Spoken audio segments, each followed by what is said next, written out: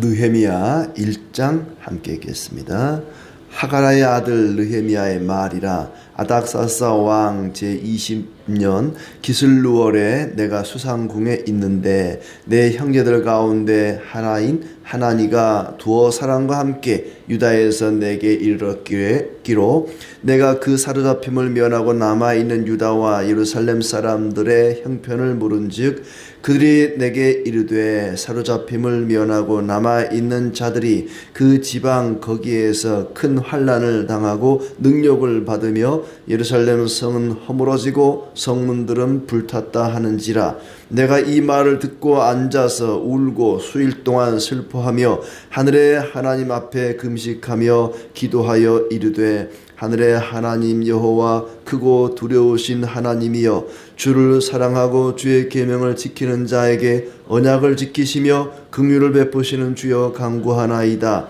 이제 종이 주의 종들인 이스라엘 자손을 위하여 주야로 기도하오며 우리 이스라엘 자손이 주께 범죄한 죄들을 자복하오니 주는 귀를 기울이시며 눈을 여시사 종의 기도를 들으시옵소서. 나와 내 아버지의 집이 범죄하여 주를 향하여 크게 악을 행하여 주께서 주의 종 모세에게 명령하신 계명과 율례와 규례를 지키지 아니하였나이다. 옛적에 주께서 주의 종 모세에게 명령하여 이르시되 만일 너희가 범죄하면 내가 너희를 여러 나라 가운데 흩을 것이요 만일 내게로 돌아와 내 계명을 지켜 행하면 너희 쫓긴 자가 하늘 끝에 있을지라도 내가 거기서부터 그들을 모아 내 이름을 두려고 택한 곳에 돌아오게 하리라 하신 말씀을 이제 청하건대 기억하옵소서. 이들은 주께서 일찍이 큰 권능과 강한 손으로 구속하신 주의 종들이요 주의 백성이니이다.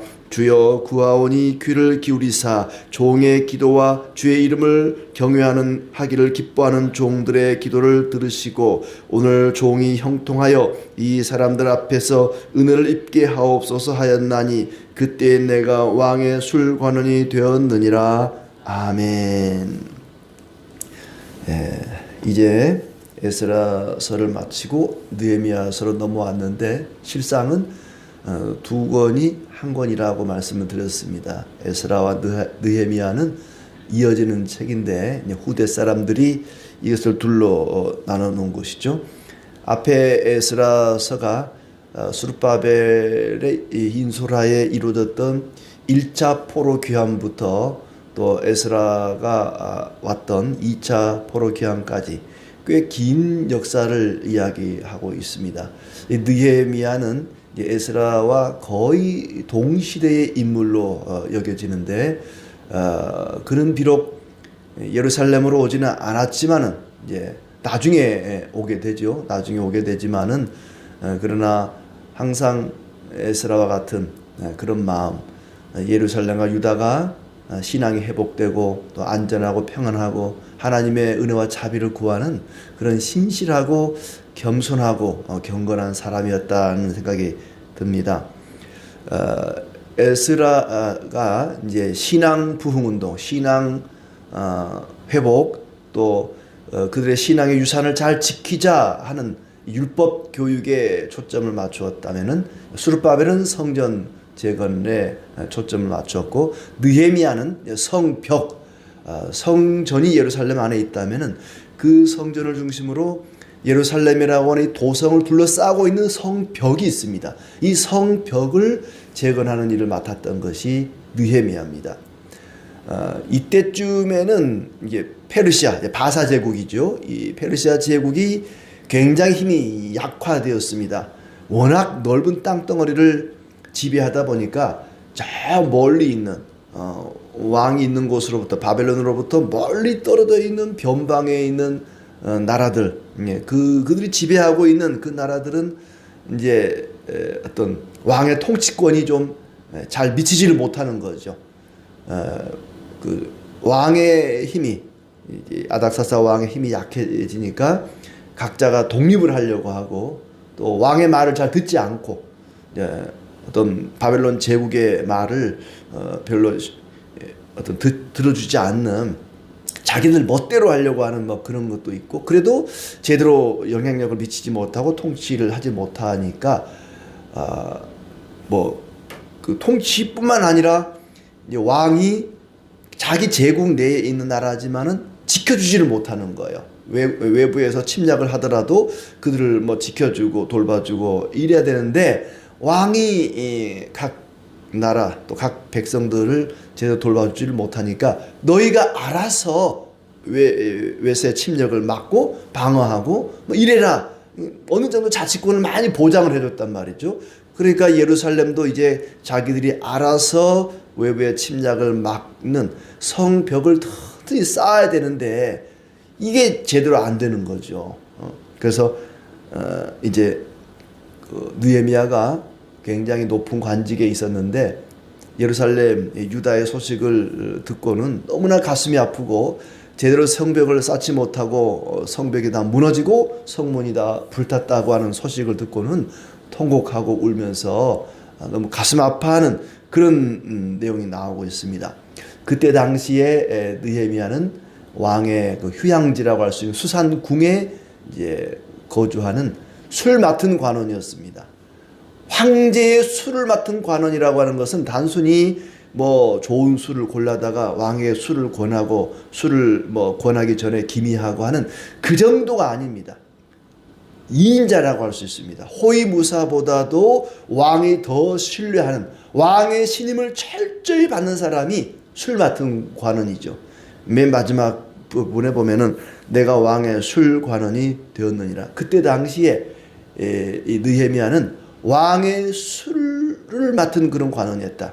어느 정도로 왕이 신임하는 사람을 세우는 자리인가 하니, 왕이 술을 마시다가 술에 취해 쓰러지더라도 자기의 신변을 내맡길 수 있는 사람이 술 맡은 관원입니다. 왕이 술 취해가지고 쓰러져 있으면 누가 죽여도 모르잖아요. 얼마든지 왕을 시해할 수 있는 그런 자리가 술 맡은 관원이에요. 그때 당시에 이 제국의 황제라고 하는 것은 그 제국 안에는 여러 그 나라들이 있잖아요. 언제 누가 암살을 할지 모릅니다. 항상 불안한 거예요. 항상 두렵고 주변에 누구도 제대로 신뢰를 못하는 거죠. 호위무사가 느닷없이 칼 빼고 반란을 일으킬 수도 있고 뭐 그렇기 때문에 가장 신뢰하는 신임하는 사람을 술 맡은 관원으로 맡기는데, 그 자리를 이 이방인인 느헤미야가 맡았다고 하는 것은 대단한 신임을 얻고 하나님을 섬기는 사람으로서 왕에게도 굉장히 신뢰를 얻는 그런 사람이었다 하는 생각이 듭니다.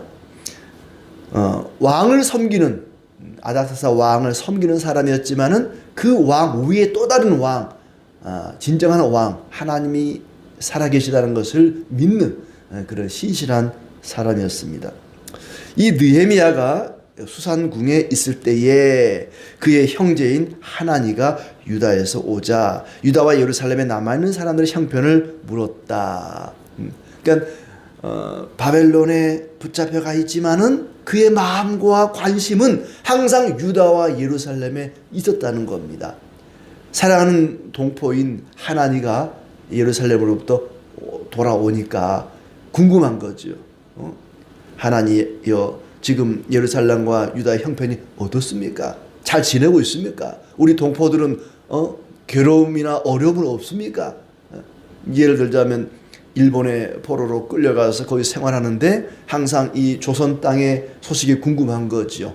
혹시 뭐 괴로움을 당하고 있는 건 아닌지, 능욕을 당하고 있는 건 아닌지. 가만히 들어보니까 성문은 다 불타고 성벽은 다 무너지고 백성들은 조롱을 당하고 온갖 능멸을 당하고 능욕을 당하고 너무너무나 괴롭고 고통스러운 그런 힘든 나날을 보내고 있다는 소식을 듣고 있는 거예요. 지금 느헤미야는 왕의 2인자로서 왕의 신임을 받고 바벨론에서 또 이 수상궁에서 너무나 편안하고 안락한 생활을 하고 있습니다. 남부럽지 않은 그런 아주 호사를 누리고 있는 거예요. 물론 왕의 술관원이라고 하는 것이 언제 또 그 목이 날아갈지 몰라요. 왕이 술 취해서 기분 나쁘면 뭐 저놈 죽여라 그러면 그냥 목이 날아가는 그런 자리이긴 합니다만은, 그래도 이 전체적인 내용을 볼 때에 느헤미야는 왕의 신임을 받고 굉장히 그 왕과 돈독한 관계를 갖고 있었다는 것을 느낄 수 있고,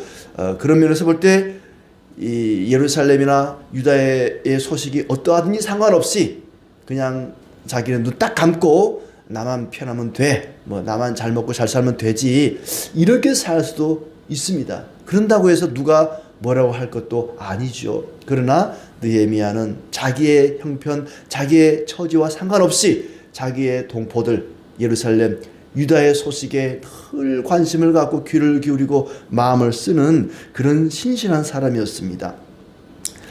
자, 이 말을 듣고 나서 예루살렘 유다의 소식을 듣고 나서 며칠 동안 슬퍼하며 금식을 했다. 참 겸손하고 경건한 사람이었다는 걸 느낄 수 있습니다. 그리고는 그가 하나님이 어떤 분인가를 고백하고 있습니다. 5절에 하늘의 하나님, 하늘의 하나님이라고 말하고, 또 긍휼을 베푸시는 주여, 하나님을 그렇게 고백합니다.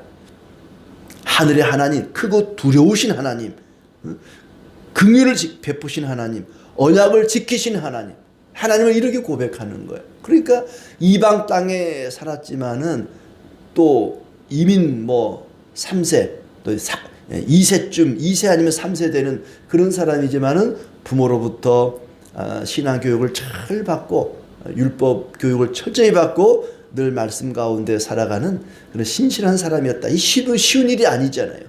그 제국의 황제 밑에 있으면서 이렇게 믿음을 지켜가기가 쉽지 않을 텐데 참 이 사람은 굉장히 경건하고 겸손한 사람이라는 생각이 듭니다. 그가 하나님 앞에 회개하며 기도합니다. 이스라엘 자손이 주를 거역하였습니다. 나와 내 아버지 집도 범죄했습니다. 우리가 주께 큰 죄를 지었나이다. 무슨 죄를 지었느냐? 모세를 통해 주신 계명과 율례와 규례를 지키지 않았습니다. 그는 자기 민족이, 자기 동포들이 그런 고통을 당하는 원인을 잘 알고 있었습니다. 하나님의 명령을 어겼다는 것이죠. 그리고 그 회복 방안도 잘 알고 있습니다. 그는 하나님 앞에 회개할 때에 우리라는 표현을 자주 씁니다. 우리 이스라엘 자손이 주께 범죄한 죄들을 자복하오니 나와 내 아버지 집이 범죄했습니다. 느헤미야는 전혀 상관없는 그런 상황이지만은 에스라와 같이 백성들이 죄를 범했을 때에 저놈들이, 저 사람들이 너희가 범죄했다 이를 말하지 않습니다. 우리가 범죄하였나이다. 내가 죄를 지었나이다. 민족 전체의 죄가 나의 죄로 여겨져서 하나님 앞에 회개를 구합니다. 용서를 구하죠. 영적 리더들의 특징입니다. 같은 공동체가 죄를 범했을 때에 그 한 사람만의 죄가 아니라 나의 죄, 우리의 죄라고 고백하는 그런 모습이죠. 주께서 모세를 통해 말씀하시기를 우리가 죄를 범하면 여러 나라에 흩어버리겠지만 주께로 돌아와 계명을 지키고 실천하면 쫓겨난 곳에서 한데 모아서 주의 이름을 두려고 택한 곳으로 돌아가게 하겠다고 말씀하신 것을 기억하옵소서. 하나님, 모세에게 약속하지 않았습니까? 모세에게 말씀하지 않았습니까? 우리가 주께 범죄하면 흩어버리겠다고 하시고, 반대로 9절에 나온 것처럼 내게로 돌아와 내 계명을 지켜 행하면 너희를 다시 내 이름을 두려고 택한 곳으로 돌아오게 하리라 라고 말씀하지 않았습니까? 그 하신 말씀을 기억하옵소서. 그 말씀의 근거에서 우리를 구원하소서, 우리를 지켜주옵소서. 주님께서 우리를 위해 나서지 않으면 누가 나서겠습니까? 주께서 우리를 위해 나서지 않으면 누구를 위해서 나서겠습니까? 우리는 주의 택한 백성이요 주의 소유된 주의 종들 아닙니까? 우리를 기억해 주시옵소서. 주님은 우리의 아버지입니다. 우리의 주인입니다. 아버지 되시고 주인 되신 하나님이 우리를 지켜주지 않으면 누가 우리를 지켜주겠습니까? 10절 끝에 그렇죠? 일찍이 큰 권능과 강한 손으로 구속하사 주의 종들이요 주의 백성이니이다. 우리가 누굽니까? 주의 종들이고 주의 백성 아닙니까? 그 그러니 우리를 버리지 마시고 자비와 긍휼을 베푸시고 우리를 구원하소서. 그리고는 이제 마지막 절에 주의 이름을 진심으로 두려워하는 주의 종들의 기도에 귀를 기울여 주시고 종이 하는 모든 일이 형통하게 하여 이 사람들이라는 거 이거 왕이죠. 아닥사스다 왕. 이 사람들 앞에서 은혜를 입게 하옵소서. 다시 11절을 보시면은 주의 이름을 경외하기를 기뻐하는 종들. 주의 종들은 어떤 사람들이냐? 주의 이름을 경외하기를 기뻐하는 자들입니다. 주님의 종들이란 주님을 두려워하는 자들, 주님을 진심으로 두려워하는 자들. 경외한다는 말은 항상 두려워한다. 우리가 주님을 경외합니다. 이건 주님을 두려워한다는 말이고, 주님을 두려워합니다 하는 말은 주님을 경외한다는 말이고, 그러니까 주님의 종들은 주님을 두려워하고 경외하는 사람들이고 그렇게 살아야 됩니다. 주여, 우리는 주님을 두려워하고 주님을 경외하는 종들이오니 이 사람들 앞에서 은혜를 입게 하옵소서. 지금 이제 느헤미야가 왕에게 가서 폐하, 제가 우리 모국 예루살렘에 가서 성벽 재건하는 일을 좀 앞장서서 해야 될 것 같습니다 라고 말을 해야 되는데, 왕이 오케이 가거라 라고 지금 답을 해야 되잖아요. 두려운 거죠. 왕이 안 돼, 너는 가면 안 돼, 너는 내 곁에 있어야 돼, 이리 말하면은 갈 수가 없는 거예요. 하나님께 기도하는 거죠. 지금 앞에 쭉 말했던 이 기도의 내용이 그거예요. 하나님, 이 왕의 마음을 좀 주장해 주시옵소서. 제가 가서 말할 때에 왕이 오케이 결제를 줄 수 있도록 왕의 마음을 좀 하나님이 다스려 주시옵소서 하는 그런 기도를 하고 있습니다. 왕의 술 관원인 저에게 이 왕이 자비를 베풀게 하옵소서.